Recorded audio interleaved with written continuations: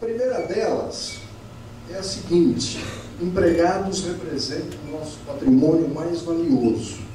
Eu cheguei a ver isso em relatório anual de empresa aberta. E eu posso dizer, eu conheço a empresa e conheci muito bem. Uma mentira que eu vi. Constava lá. Outra mentira, vocês nunca viram isso? As nossas pessoas são as melhores. Nós temos uma política de portas abertas. Quanto gerente fala isso? Ele tem, as portas estão sempre abertas para os bajuladores, para aqueles que vão lá dizer o que ele quer ouvir.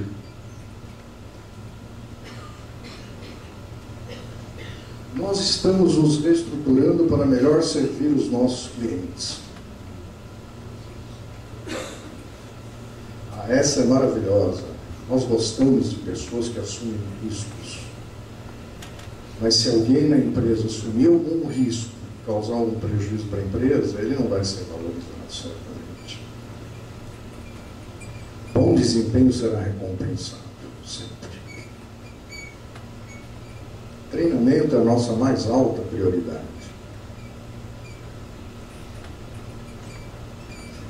Sua avaliação de desempenho será realizada em 6 meses. Sua opinião é muito importante. Seu futuro na empresa é promissor. Vocês nunca viram isso? Muitas vezes, né? Mas eu diria o seguinte, as empresas, e isso já está claramente demonstrado, eu diria o seguinte: essa é uma estratégia infalível para fracasso empresarial. Muitas das empresas que quebraram, que faliram, praticavam isso. Mas não é delas que a gente está falando. A gente está falando de empresas que assumem compromisso com empregados. Agora, o que é compromisso, hein? Será que quando a gente pensa no café da manhã do americano, será que é a vaca que fornece o leite, a galinha que fornece os ovos, ou é o porco que fornece o bacon? O porco realmente está compromissado. E é assim que estas empresas que a gente está falando tratam o seu ativo mais importante, que são as pessoas. Eles entendem o compromisso, é isso. Nós vamos falar de empresas de sucesso. Eu queria que todos vocês pensassem um pouquinho. Vamos falar de empresas no Brasil. Quais são empresas de sucesso que vocês conhecem? Sei lá, vamos citar algumas. Ambev, Natura, Banco Itaú, quem mais no mundo? Magazine Luiza, sei lá. Muitas. Santander. O que essas empresas têm em comum? Todas elas, eu posso garantir que têm, elas têm isso em comum. Primeiro, elas têm um sistema de gestão. E, tratando isso de uma maneira simplificada, o que é um sistema de gestão? É um sistema onde as metas são claramente definidas, onde existe um planejamento de longo prazo, um planejamento estratégico, um planejamento anual, um planejamento trimestral. É onde os processos são definidos e as responsabilidades estabelecidas. E onde os indicadores são divulgados e monitorados. Então, muita gente pensa que ao fazer isso, ele dá a certeza do bom resultado. Aí, não, eu tenho metas, eu planejo, eu tenho objetivos. Isso aí você pode chamar do que você quiser, BSC, Performance Indicators, KPIs. Isso a gente faz, isso é fácil. E tem gente que faz muito bem. O Raimundo faz isso muito bem. Muito bem. Agora, isso sozinho não é condição para sucesso. Não é a condição do sucesso destas empresas que a gente está falando. Isso tem que vir antes. Isso tem que existir. Sem isso, não se faz nada, né? Tem aquela máxima que diz: o que não é cobrado não pode ser, o que não é medido e cobrado não acontece. Tem uma outra, eu li uma vez num livro de qualidade que diz o seguinte, que o sucesso é sempre planejado, o fracasso acontece por si só. É verdade. Então, se você não tiver um sistema de gestão, você não vai a lugar nenhum. Mas será que só isso é suficiente? Essas empresas que a gente falou, qual é o diferencial competitivo delas, além do sistema de gestão? São as empresas que sabem como administrar pessoas, gente. São empresas que sabem como administrar a sua base de conhecimento. São as empresas onde as pessoas fazem a diferença. São as empresas que conseguem alinhar os seus colaboradores com os valores e princípios da empresa.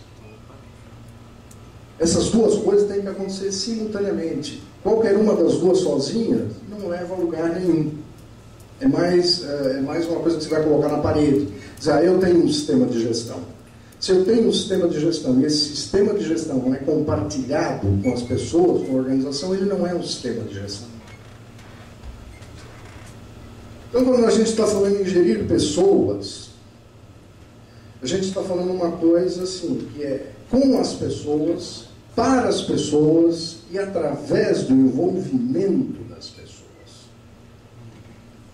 Isso é muito importante, é tão difícil de fazer, tão difícil de fazer. Por quê? Porque quando a gente fala em pessoas, a gente está falando numa série enorme de variáveis. Por exemplo, a gente está falando de pessoas resistentes a mudanças, a gente está falando em comportamentos, a gente está falando em inovação, em compromisso, em atitude, em motivação, em equipe, em grupos e todas essas coisas. Isso não é fácil, isso não é fácil. Isso é muito mais difícil de fazer do que desenhar um bom sistema de gestão. Quando a gente fala em compromisso, muitas empresas gostam de falar, não, eu tenho compromisso dos meus colaboradores.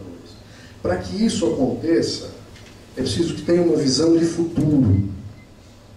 É preciso que os objetivos sejam compartilhados, efetivamente compartilhados. É preciso que as pessoas venham, elas entendam a empresa, entendam o seu trabalho como uma fonte de realização. Elas gostem daquilo. É preciso que elas tenham aquele senso de pertencer. Eu pertenço à organização, que elas tenham orgulho de dizer que trabalham para aquela organização. Onde as relações sejam abertas e transparentes, onde elas não se sintam usadas, manipuladas. E o mais importante de tudo, essa história de estabelecer bônus para a diretoria e alta gerência, decididamente não funciona. Essa coisa de pagar todo mundo igual não funciona. As pessoas têm que ter metas, a organização tem que ter um sistema de remuneração variável. Eu, na última empresa em que eu trabalhei, depois de 3 ou 4 anos e muito trabalho, eu consegui fazer um link entre o PLR e o desempenho. Onde o PLR, que é uma coisa que a gente obrigatoriamente deve fazer por pressão dos sindicatos, nós conseguimos alinhar um sistema de indicadores que na época foi até iniciado pelo Raimundo. Você lembra disso, né, Raimundo? Então nós colocamos estes indicadores de desempenho na remuneração variável, e isso atingia todas as pessoas da operação. Nós tínhamos cerca de 1000 colaboradores, todos eles tinham uma remuneração variável. E eles se reuniam, aquilo era muito importante para eles, porque eles se reuniam para quando havia algum desvio de meta, para corrigir, porque eles sabiam que aquilo ia atingir a parte mais sensível do corpo humano, que, como dizia o Delfineto, era o bolso. Então não adianta falar, é muito bonito falar em portas abertas, senso de pertencer, etc, etc, etc, se a pessoa não for recompensada pelo que ela faz. Isso é da natureza humana. Isso mostra por que os países comunistas foram à ruína, porque o sistema não funcionou. Porque querer tratar todo mundo igual não funciona. Isso é também uma constatação. Nós não podemos motivar ninguém.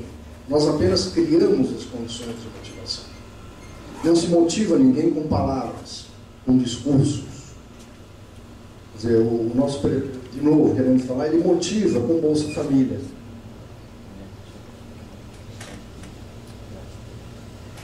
isso é uma outra coisa interessante quando a gente fala que é um grupo, né, na empresa, isso é clássico, quando a gente fala na administração, da administração da ilha e do arquipélago. Então, se você tem várias ilhas, e cada um responsável por uma das ilhas faz o seu melhor, atinge os seus objetivos, só que isso aqui não é um grupo.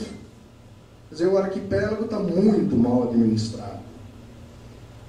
A gente pode dizer que a gente tem realmente um grupo quando todas essas pessoas, ou setores, ou células, interagem e colaboram em torno de um resultado, de um objetivo comum.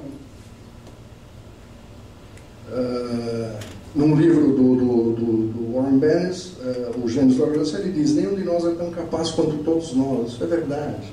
São coisas, de novo, são coisas muito fáceis de falar, mas muito difíceis de se conseguir nas organizações. Isso envolve muito trabalho.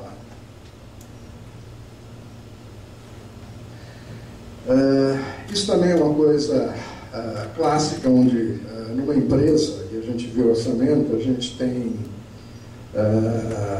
o capital estrutural, que são os ativos, as instalações.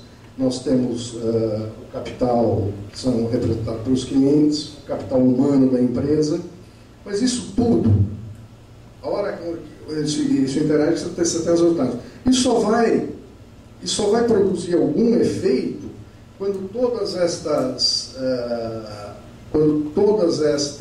esses três fatores forem literalmente abraçados por uma cultura organizacional que junte esses três fatores.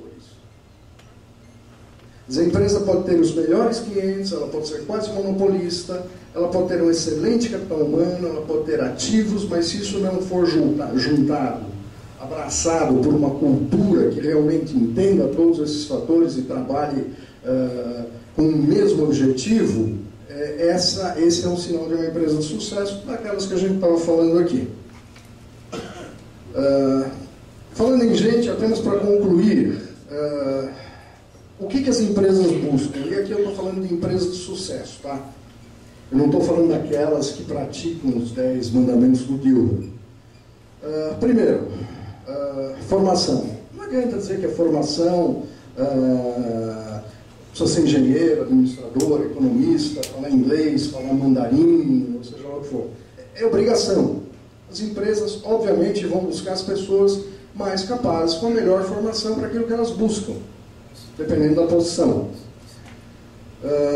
Experiência desejável, sim, a pessoa ela vai buscar um empregado, tem alguma experiência ou em alguma atividade correlata com aquilo que ela faz.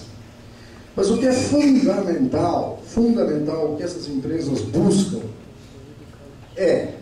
nas pessoas é a capacidade de relacionamento dessas pessoas, a facilidade em compartilhar e trabalhar em grupo, o sentido de responsabilidade, o comprometimento com os resultados.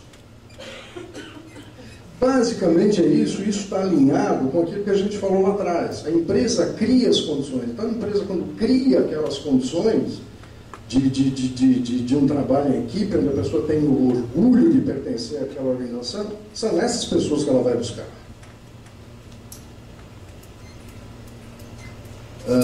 Com capacidade para adaptação e mudança. Então o que a gente pode simplesmente concluir e dizer o seguinte, que pessoas